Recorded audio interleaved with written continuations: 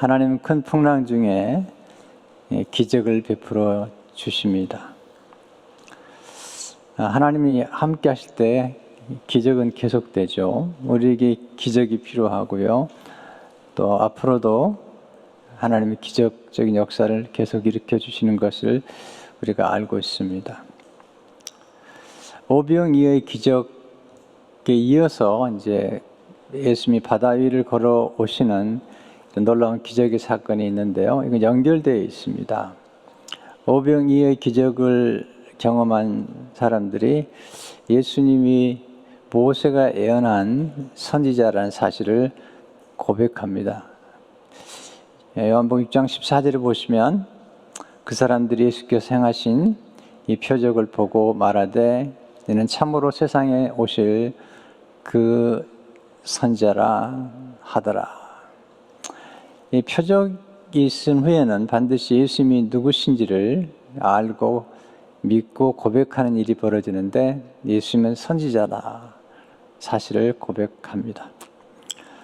그리고 이어서 15절을 보면 그러므로 예수께서 그들이 와서 자기를 억지로 붙들어 임금으로 삼으려는 줄 아시고 다시 혼자 산으로 떠나가시니라. 사람들이 와서 예수님을 억지로 임금으로 삼으려고 하는 것을 아셨어요.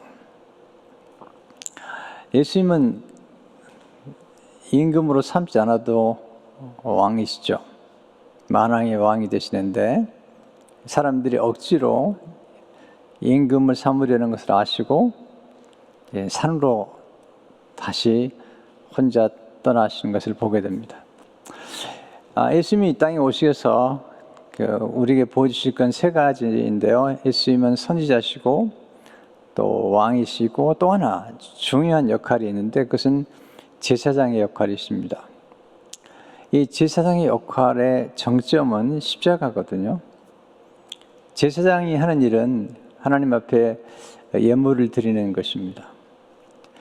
번제와 희생제를 드리는 것이죠. 속죄제를 드리는 것인데 구약의 제사장은 희생 제물을 잡아서 하나님 앞에 올려드렸죠. 예수님은 자신이 희생 제물이 되시면서 십자가에 죽으시는 것입니다. 예수님께서 지금 왕이 되는데 관심이 없는 까닭은 예수님께 주어진 가장 중요한 사역이 남아있기 때문에 그래요. 그래서 십자가를 향해 주님은 걸어가시는 것을 보게 됩니다.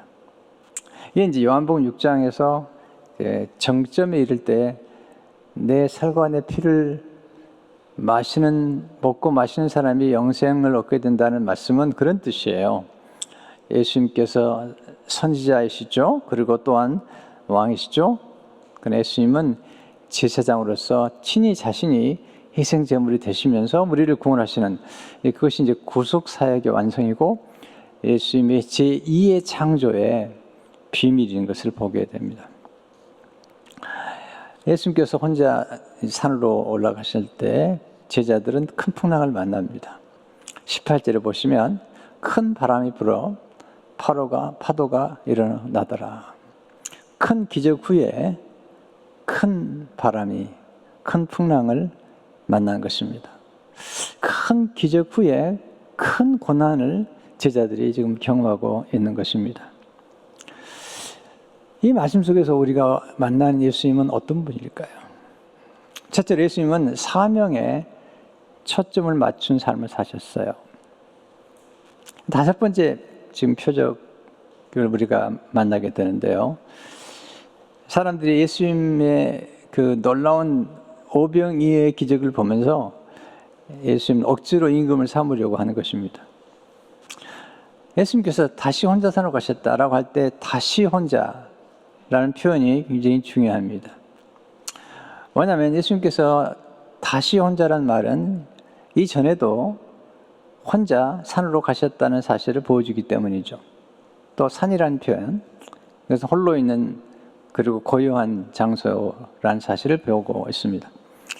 그래서 사도 요한은 다시 혼자라는 사실을 표현하고 있고 예수님이 홀로 지금 산으로 올라가셨다는 사실을 강조하고 있습니다. 왜 예수님께서 혼자 산으로 가셨을까요? 여기서 배우는 교훈이 뭘까요? 지금 인기 절정이 있잖아요. 그리고 사람들이 예수님을 억지로 임금을 삼으려고 하는 이런 엄청난 지금 인기 몰이를 하고 계신 거잖아요. 예수님께서 인기에 함몰되지 아니하시고 산을 올라가십니다. 여기서 배우는 귀중한 원리가 있습니다. 예수님 인기보다 사명에 초점을 맞추는 삶을 사셨어요. 또 예수님은 큰 성공 후에 큰 유혹이 따라올 수 있다는 것을 아셨어요. 여러분, 큰 성공 너무 좋은 일이죠. 근데 큰 성공 뒤에는 큰 유혹이 따르는데 가장 큰 유혹이 뭘까요? 사명을 망각하는 것, 이게 가장 큰 유혹이에요. 성공 후에는 눈이 어두워질 수 있어요. 자, 우리는 되게 다 성공하고 싶어 하죠. 그러나 큰 성공과 성취 뒤에는 항상 유혹이 따르는데 그 유혹은 우리가 왜 이 땅에 살고 있는지, 그리고 무엇을 위해 존재하는지를 망각하게 됩니다. 성공은 우리를 방심하게 만들죠. 큰 성취는 우리를 교만하게 만들죠. 큰 성취 다음에 무엇이 우리를 망가뜨리냐면 그 본인이 성취한 것을 이제 집착하는 거죠. 이제 성취했기 때문에 변화하는 것도 원치 않고 누가 변화를 시도하려고 하면 견디지 못하는 거죠.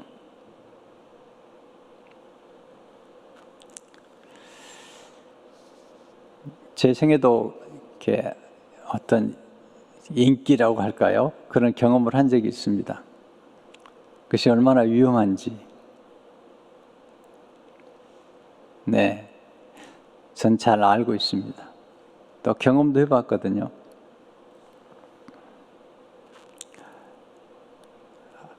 이렇게 큰 성공과 성취 중에도 이 사명에 초점을 맞추려면 예수님처럼 홀로 있는 시간을 가져야만 되죠. 또한 여기서 배우는 원리 중 하나가 뭐냐면 예수님은 큰 기적 후에 큰 풍랑이 찾아올 수 있음을 아셨어요. 이거 배워야 됩니다. 지금 제자들에게 이 교훈을 지금 가르치고 있는 거죠. 제자들도 나중에 보면 큰 기적을 일으키잖아요. 한 번도 걷지 못했던, 나면서부터 한 번도 걷지 못했던 사람을 일으키잖아요. 또 죽은 자를 살리잖아요. 놀라운 기적들이 많이 일어나죠. 그런데 큰 기적 후에는 큰 풍랑이 찾아올 수 있다는 사실을 지금 알고 계십니다. 왜 산에 올라가셨을까요? 기도하러 올라가셨죠. 이 똑같은 사건을 마태복음 14장 23절은 이렇게 기록하고 있죠. 무리를 보내신 후에 기도하러 따로 산에 올라가시니라. 저물매 거기 혼자 계시더니 기도하러 가셨어요. 제자들을 저쪽에서 배를 타고 가게 하시고 예수님 홀로 기도하러 가셨어요. 예수님 생애를 통해서 배울 수 있는 교훈은 뭐냐면 홀로 있음과 함께 있음의 균형이죠. 우리 삶을 풍성하게 만드는 관계는 홀로 있음과 함께 있음의 조화예요. 늘 함께 있다고 행복한 게 아니에요. 우리가 늘 함께 있을 때 우리는 지루해집니다. 권태를 느낍니다. 익숙해지다 보면 나중에는 서로를 경멸하게 됩니다. 함부로 대하게 되죠. 그래서 예수님께서 고향에서는 선지자가 존경을 받지 못한다는 거예요. 쉽게 가면 너무 자주 만나고 절 알게 되면 신비감이 사라집니다. 늘 함께 있다고 친밀해지는 게 아닙니다. 인간은 적절한 거리를 유지해야만이 풍성한 행복을 누릴 수가 있어요. 친밀함을 위해서 홀로 있는 시간을 가져야 돼요. 홀로 있으면서 자신을 돌아보고요. 자신의 사명을 주에 확인해야 됩니다. 기도하는 중에 하나님의 음성을 듣고 하나님이 부어주시는 지혜와 능력과 사랑을 받아야 됩니다. 홀로 있는 시간을 가진 후에 우리는 함께 있어야 됩니다. 홀로 있으면 함께 있기 이함입니다. 또 우리는 홀로 있는 동안에 우리는 서로를 동경하죠. 인생은 동경이잖아요. 그리워하는 것, 만나고 싶어 하는 것.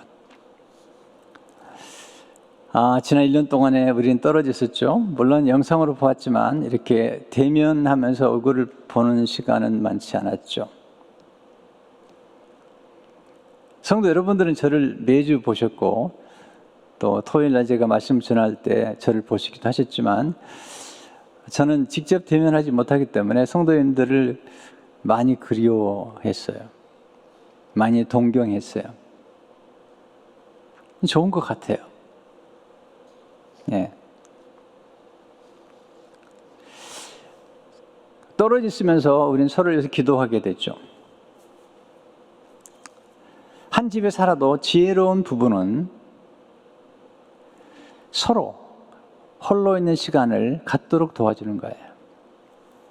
그 여백의 친밀함의 비밀이에요. 제가 시술을 받은 후에 이제 집에 좀 몇 개월을 주로 집에서 이제 말씀 준비하고 또 사역도 하고 있는데 저희 부부는 철저하게 홀로 있는 시간들을 서로 존중해 줍니다. 제 아내도 좀 사역을 많이 하기 때문에 홀로 있는 시간이 많이 필요해요. 제 아내가 기도하거나 말씀 준비하는 그런 홀로 있는 시간에 저는 방해하지 않습니다. 또한 저대로 또 사역들이 많지 않습니까? 말씀 준비하고 또 글을 쓰고 기도하고 이런 시간에 제 아내가 저를 방해하지 않습니다. 네, 홀로 있음과 함께 있음이 꼭 장소의 문제는 아니고요. 우리 삶 가운데 하나님 앞에 홀로 머물 수 있는 그런 시간들을 서로 갖도록 하는 것이 중요해요. 꼭 늘 함께 있다고만 친밀한 게 아니에요. 가장 친밀함의 적은 지나친 친밀함 속에 살아가는 거예요. 너무 자주 만나보세요. 나중에 실증이 나요. 그래서 여백이 필요한 거죠. 예수님은 그렇게 인간은 삶 속에 관계의 풍성함이 어떻게 주어지는가를 알게 된 거죠. 사람은 사람 사이사이에서 그 여백에서부터 우리는 동경하게 되고 그리워하게 되고 또 때로는 신비로움을 경험하게 되고 또 우리가 그런 여백 속에서 상대방이 성장하는 모습을 보면서 우리는 서로를 존귀하게 여기는 것을 보게 됩니다.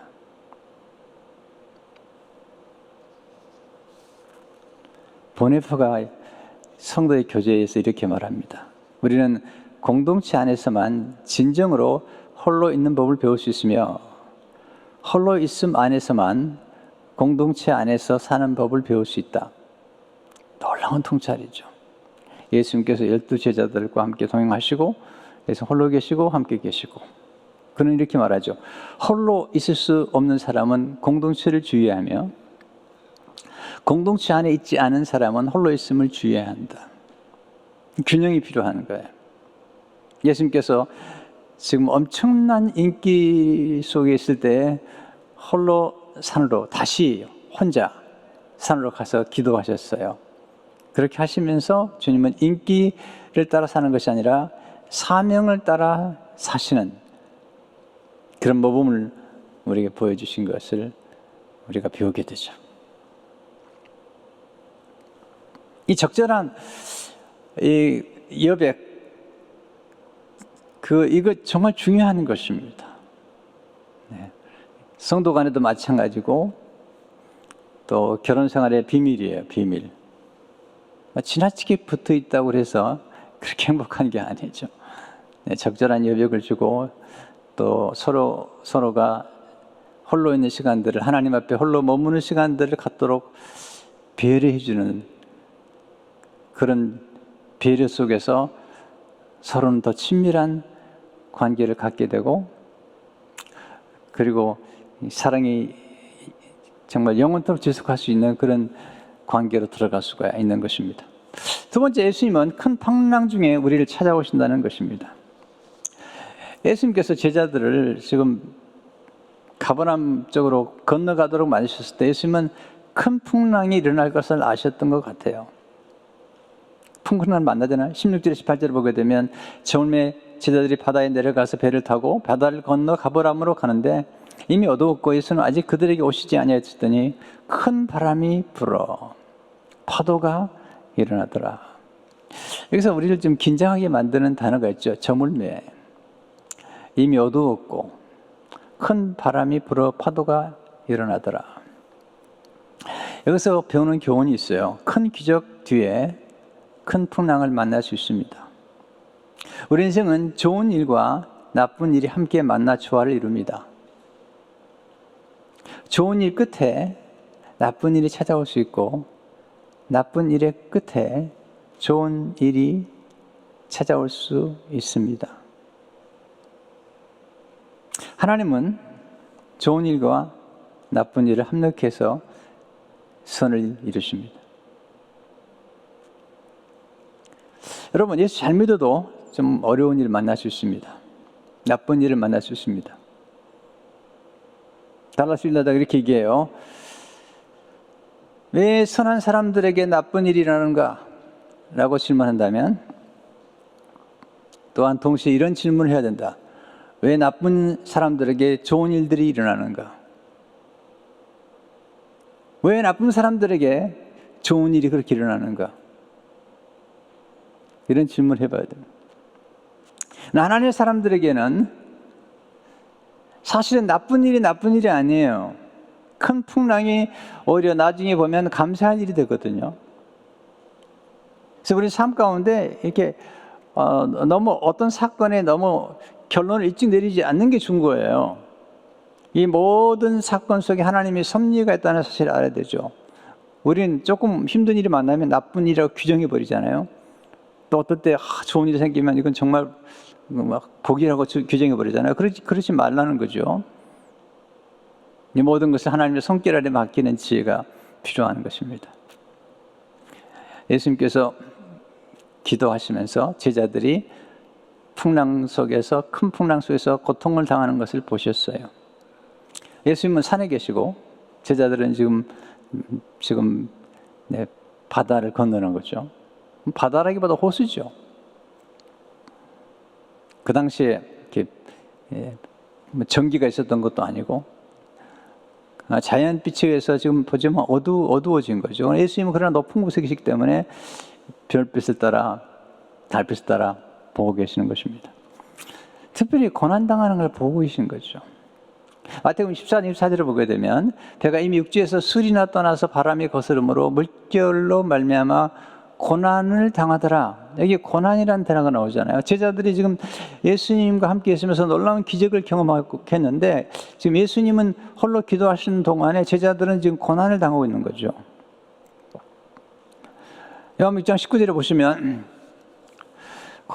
예수님은 제자들이 노를 저 10여리쯤 가다가 지금 예수님은 제자들이 고난을 당하고 또 우리가 어떤 어려움을 당할 때 우리가 고난을 당하고 역경을 당하는 것을 아시는 거죠.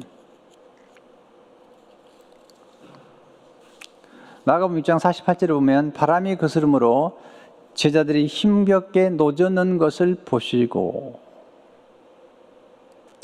지금 이거 보고 계시죠. 풍랑이 일어났을 때도 노를 젓는 것을 보셨어요. 여기서 배우는 교훈이 있습니다. 고난을 만났을 때 우리가 할 수 있는 일에 최선을 다해야 돼요. 우리가 고난을 만나거나 어려움을 만나면 그냥 낙담해버리고 아무것도 하지 않으려고 하는데 그러면 안 되죠. 지금 제자들을 훈련시키는 것 중에 하나가 뭐냐면 고난을 만났을 때도 노를 계속 저으라는 거예요.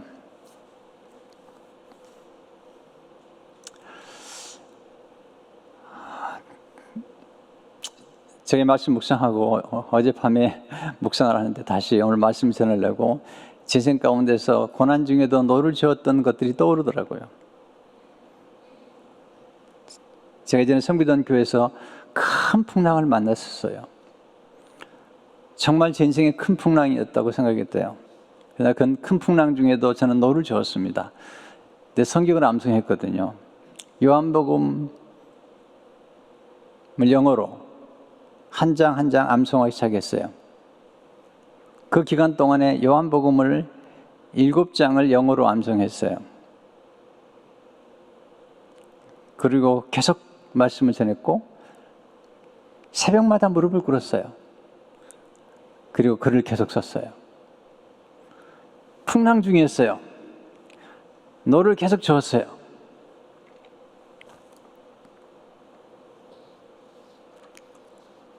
그리고 교회가 새롭게 시작되고 그 어려움 중에도 감사에 관한 글을 썼어요. 노를 저은 거예요. 근데 그게 감사의 영성에는 책으로 나왔어요. 제 아내가 좀 많이 아팠잖아요. 큰 풍랑이었어요. 제 가정에게는요.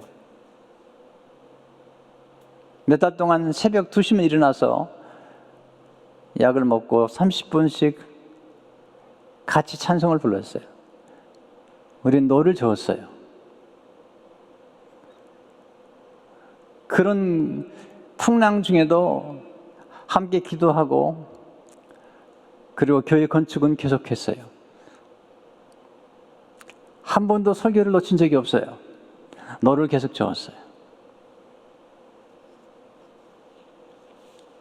이번에 심방세동 시술을 받았어요.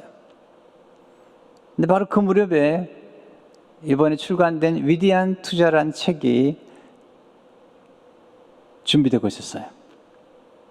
드론에서 연락이 오고 저는 시술을 받고 어떤 일이 벌어질지 모르지만 계속 노를 저었어요.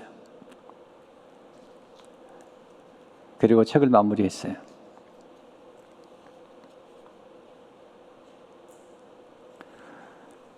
눈물을 흘리면서 씨를 뿌려야 돼요.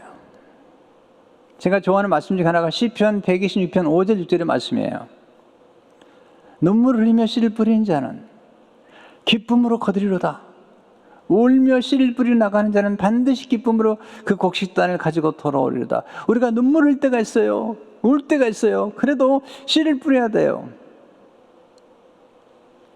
노를 저으면서.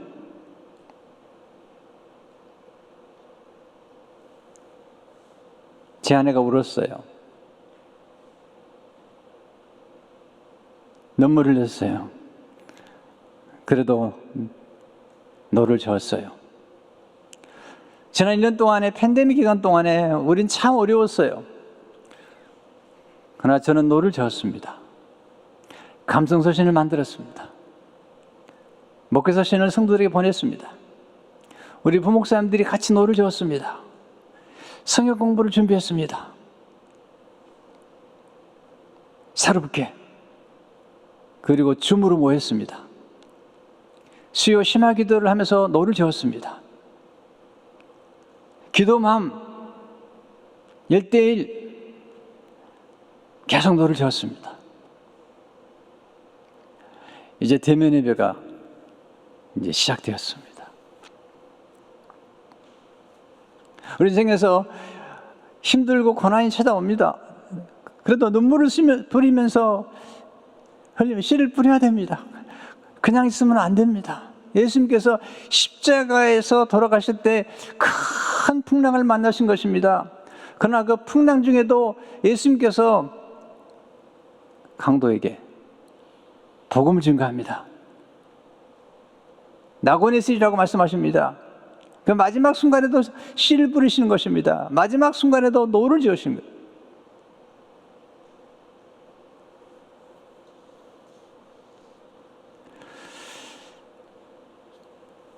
여러분 고난을 만났을 때도 최선을 다하셔야 됩니다. 팬데믹 기간 동안에도 계속 노를 젓는 분들이 계셨고 어떤 분들은 그냥 자포자기 하듯이 살아가는 분이 있었을지도 모르겠어요. 우리 인생에서 가끔 풍랑이 찾아오죠. 예측할 수 없었던 상상할 수 없는 풍랑이 찾아왔을 때도 우리는 그때도 여전히 노를 저 나갈 때 하나님께서 그걸 보시고 찾아오시는 것입니다. 예수님이 제자들에게 서둘러 오지 않으셨어요.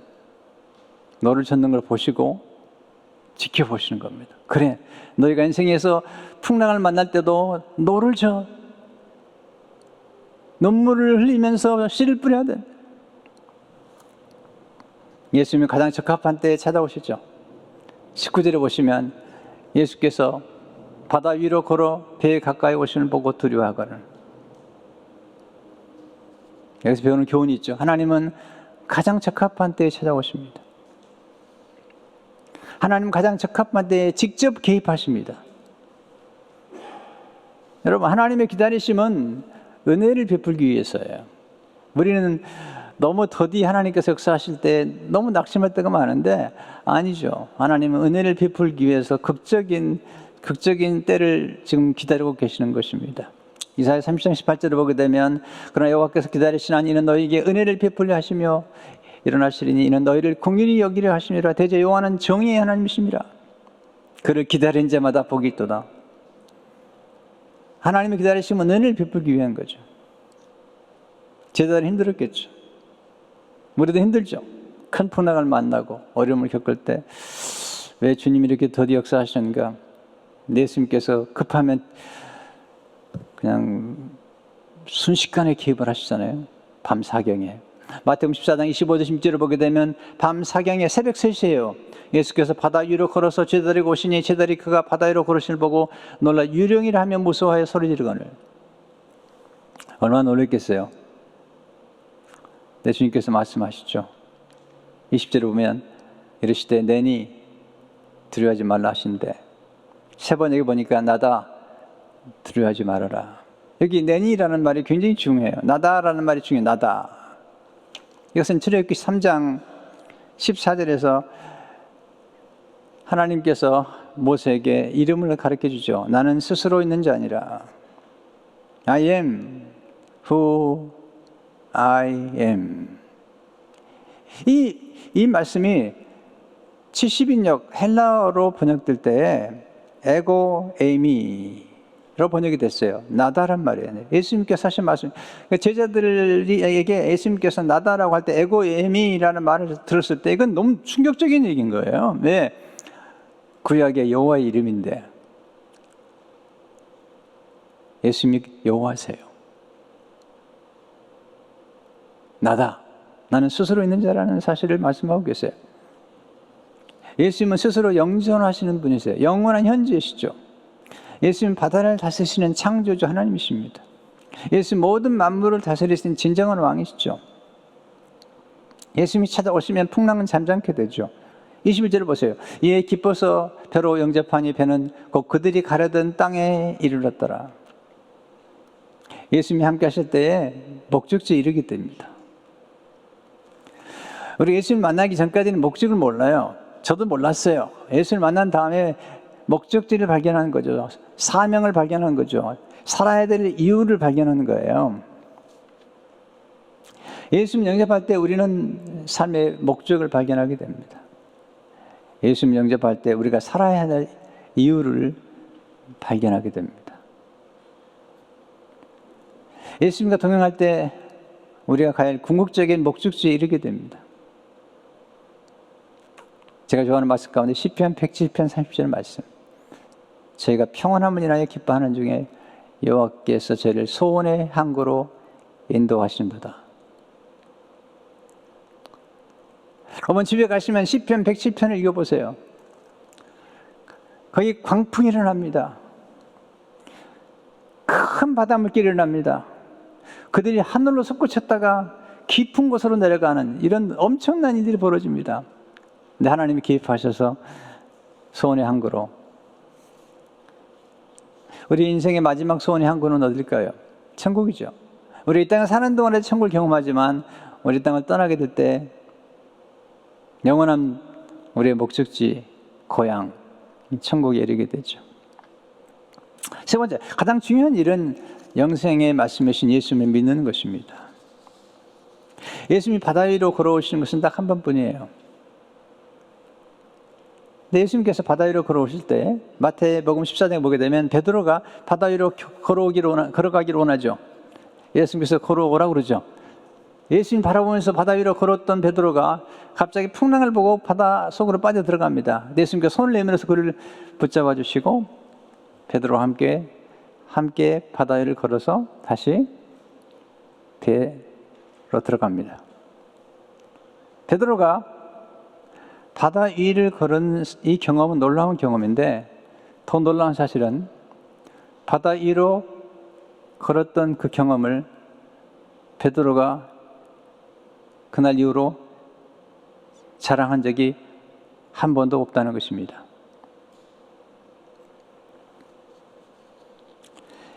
예수님이 바다 위를 걸으신 것은 특별한 경우예요. 예수님이 자신을 과시하기 위해서 걸으신 게 아니죠. 제자들을 돕기 위해서 긴급한 상황에 한번 개입하신 것뿐이지, 바다 위로 걸어오시는 게 예수님이 오시는 목적이 아니에요. 예수님이 원하시는 것은 우리가 땅을 걷는 거예요. 우리가 바다 위를 걷는 게 아니에요. 제자들에게 예수님께서 바다 위를 걷는 것을 훈련시키거나 또는 연습시키거나 그걸 연마하도록 부탁한 적이 한 번도 없어요. 우리 바다 위를 걷고 싶죠? 여러분, 바다는 배를 타고 걸으면 돼요. 건너면 되는 거예요. 얼마 전에 읽었더니 우화가 떠오르더라고요.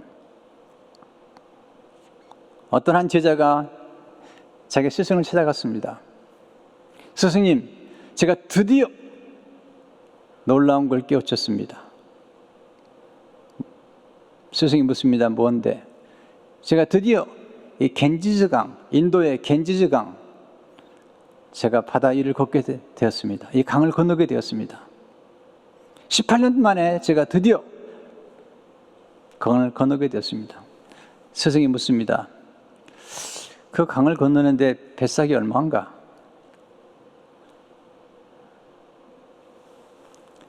미국 돈으로 2센트입니다. 스승이 하는 말이, 강을 건널 때는 배를 타게. 2센트면 될 강을 건너는 걸 가지고 18년 동안 뭐 했냐는 거예요. 우리가 가끔은 이렇게 어리석게 네, 정말 중요하지 않은 일에 열심히 노력을 하잖아요. 성경은 어느 곳에서도 우리로 하여금 바다 위를 걸으라고 말씀하신 적이 없어요. 오히려 발바닥으로 밟는 땅을 주겠다고 말씀하셨어요. 여호수아서 1장 3절을 보세요. 내가 모세에게 말한 바와 같이 너희 발바닥으로 밟는 곳은 모두 내가 너에게 주었노니. 발바닥. 또한 아름다운 소식을 전하는 팔, 로마 10장 15절을 보세요. 아름답보다 좋은 소식을 전하는 자들의 발이여 함과 같으니라. 가장 중요한 일은 뭘까요? 바다 위를 걷는 게 아닙니다. 예수 그리스도를 믿는 것입니다. 예수님을 쫓아온 사람들이 예수님께 물어요. 우리가 어떻게 해야 하나님의 일을 하오리까? 그때 예수님께서 놀라운 말씀하세요. 요한복음 6장 29절을 보게 되면 예수께서 바르시되 하나님께서 보내신 일을 믿는 것이 하나님의 일이니라 하시고, 바다 일을 걷는 것이 하나님의 일이 아닙니다. 예수 그리스도를 믿는 것, 그것이 하나님의 일입니다. 요한복음 6장 53절 55절을 보십시오. 예수께서 이르시되 내가 진실로 진실로 너희에게 이르노니 인자의 살을 먹지 아니하고 인자의 피를 마시지 아니하면 너희 속에 생명이 없느니라. 내 살을 먹고 내 피를 마시는 자는 영생을 가졌고 마지막 날에 내가 그를 다시 살리리니 내 살은 참된 양식이요 내 피는 참된 음료. 예수님 믿고 예수님이 주신 살과 피를 먹고 마시면 우리 영생을 얻게 되는 것입니다. 이 말씀을 들은 사람들이 예수님을 다 떠납니다. 실망했어요. 왜? 예수님께서는 떡을 만들 줄 알았거든요. 정치적인 놀라운 능력을 가지고 로마 사람들을 물리쳐서 정치적 혁명, 경제적 혁명을 이룰 줄 알았는데 오히려 예수님께서 십자가에 못 박혀 죽을 이 놀라운 얘기를 하고 계시는 거잖아요. 사람들이 다 떠나고, 그리고 예수님을 따라왔던 많은 제자들이 있잖아요. 70인의 제자들이 있었는데 그 중에 이제 12명은 남은 거죠. 예수님께서 물으십니다. 12명 제자에게 요한복음 6장 60절을 보게 되면 너희도 가려느냐. 근데 베드로가 역시 수제자예요. 68절을 보게 되면 주여 영생의 말씀이 주께 있사오니 우리가 누구에게로 가오리까. 여러분, 왜 교회 나오십니까? 여러분, 교회 나와서 부자가 되는 법을 배우시기 원하십니까? 또 성공하는 걸 배우기 원하십니까? 물론 배울 수도 있겠죠.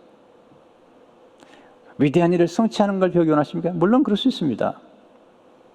성경 말씀 안에는 사실은 다 원리들이 담겨 있기 때문에. 그러나 여러분, 교회에 나오시면 왜 교회에 나오는지 그리고 무엇 때문에 교회를 나와서 예수를 믿는지를 알아야 됩니다. 그래서 영생의 말씀을 위해서, 하나님의 말씀을 듣기 위해서, 예수님을 더 알기 위해서 교회에 나오는 것입니다. 예수님의 영광을 보고 기뻐하는 것입니다. 교회 나온다고 떼부자 되는 게 아닙니다. 예수 안 믿는 사람들 가운데 부자가 많아요. 위대한 성취한 사람도 많아요. 그러나 그들에게는 영생이 없어요. 예수님 사람들은 예수님을 만나서 예수님을 소유한 사람들이었어요. 진정한 부요를 누린 사람들이 된 거죠.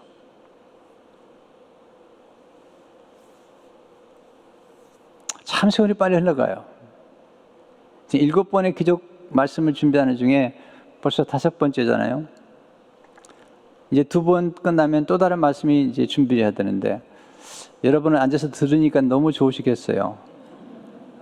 저는 이제 2번 또 끝나면 무슨 말씀을 해야 될지 늘 생각해야 돼요.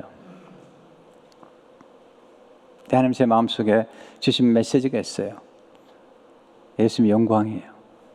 요한복음을 제가 계속 공부하다 보니까 요한복음 전반부는 표적의 책이고요, 그리고 후반부는 영광의 책인데 사실 전체가 예수님의 영광을 보여주고 있어요. 여러분 교회 나오십니까? 교회 나오셔서 예수님의 영광을 보셔야 됩니다. 이 시리즈가 끝나면 10주 동안에 요한복음 전체를 같이 공부하면서 예수님의 영광을 보려고 합니다. 교회는 바다 위를 걷는 법을 가르쳐주지 않습니다. 교회는 생명의 떡, 영생의 말씀을 주는 곳입니다. 세상에 결코 줄 수 없습니다. 정치가가 줄 수 없습니다. 백악관과 청와대가 필요하지만 그러나 교회가 줄 수 있는 것은 영원한 말씀과 영생인 것입니다. 하나님 고난 중에 있는 우리를 도와주시죠. 여러분 고난을 너무 힘들어하지 마세요. 지금 큰 풍랑 만났기 때문에 예수님이 바다를 통치하는 분인 걸 아시잖아요. 큰 풍랑을 만났기 때문에 예수님의 놀라운 능력을 다시 한번 보게 된 것입니다. 여러분 큰 풍랑을 만났을 때 감사할 줄 아는 사람이 성숙한 신자예요. 기다리고 기다릴 때 오히려 하나님의 때가 있는 것을 믿고 가장 적합한 때에 역사하신 하나님을 믿고 감사할 줄 아는 사람. 내가 원하는 때에 내가 원하는 방법대로 이루어지지 않는다고 그렇게 힘들어하는 분들은 좀 생각해 보셔야 됩니다. 성숙한 감사는 그런 감사가 아니죠. 하나님이 가장 적합한 때가 있다는 사실을 알고 가장 적합한 방법으로 역사하실 것을 믿고 기도할 줄 아는 사람, 그리고 범사에 감사할 줄 아는 사람, 이게 우리가 추구하고 있는 감사의 삶이잖아요. 제가 경험해보니까요, 하나님의 때는 생각보다 더디세요. 급하지 않으세요. 이제 대면 예배를 드리면서 사실 제 마음이 약간 조급했어요. 그래서 빨리 대면해야 되겠다. 그리고 금요예배도 되면 또 새벽도 되면 이렇게 하려다가 하려고 지금 하고 있는 건데, 지난 한 주간 동안에 말씀을 듣고 묵상하는 중에 너무 서둘러서는 안 되겠다. 네, 서둘러서는 안 되겠다. 사실 지난 1년 동안 많은 분이 지쳐 있어요. 에너지가 많이 고갈되어 있어요. 이제는 주일날 차를 타고 교회 오는 것 자체가 두려워요. 새벽 예배에 나오는 것 자체가 움직이는 게 두려운 거예요. 왜? 너무 집에 익숙해 있기 때문에, 언제든지 앉아서 예배 드릴 수 있기 때문에 나가는 게 두려운 거죠.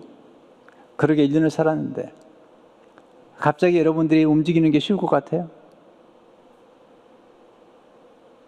다음 주 목회 서신을 미리 썼어요. 홍수 심판이 있은 다음에 비가 물이 빠져나가는데 시간이 많이 걸려요. 제가 기억하는 158일인가요? 서서히 물이 빠지는 거죠. 때문에 지난 1년 동안 우리는 진짜 쓰나미와 같은 사건을 만난 거예요. 엄청난 큰 풍랑을 만난 거예요. 이것은 우리만 만난 것이 아니라 전 세계가 만난 거예요. 지금 인도나 지금 여러 나라가 엄청난 지금 경험을 지금도 하고 있지 않습니까? 그랬던 우리가 지금 너무 조급하게 안 됩니다. 너무 거들지 맙시다. 저부터 잘 안 돼요. 용서하세요. 제가 심방세동 시술을 받고 전신 마취를 하고 4시간 동안 시술을 받은 다음에 회복하는 데 시간이 걸렸어요. 몸이 워낙 약하지 않습니까? 소화가 안 돼. 소화력을 회복하지 못했어요. 이제 한 2달이 되니까 많이 회복이 됐어요.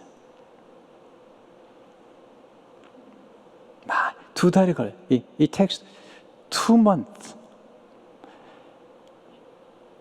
근데 우리가 지금 지난 1년 동안에 엄청난 일을 겪었는데 그냥 갑자기 순식간에 옛날처럼 돌아갈 수 있다고요? 그렇게 되지 않습니다. 또 10년 모인다 할지라도 옛날처럼 밥을 먹고 막 함께 교제하고 막 깔깔대고, 근데 그럴 수가 없습니다.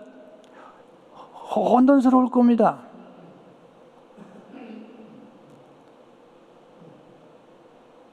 (70년) 포로 생활을 마치고 돌아왔던 이스라엘 백성들이 와서 기뻐했지만 함께 슬퍼했습니다. 왜? 성전이 회파됐거든요. 옛날 같은 모습이 아니에요. 예배의 모습도 아니에요. 우리도 마찬가지입니다. 이렇게 떨어져 앉아가지고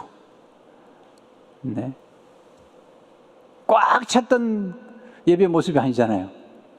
그 나가면 바로 가서 국수도 먹고 밥도 먹고 커피도 먹고 빵도 먹고 같이 교제하던 그런 분위기가 아니잖아요. 서두르시면 안 됩니다. 시간이 필요합니다. 여러분, 제게 시간이 필요해요. 제게 시간이 필요해요, 여러분. 저도 잘 안 움직여져요.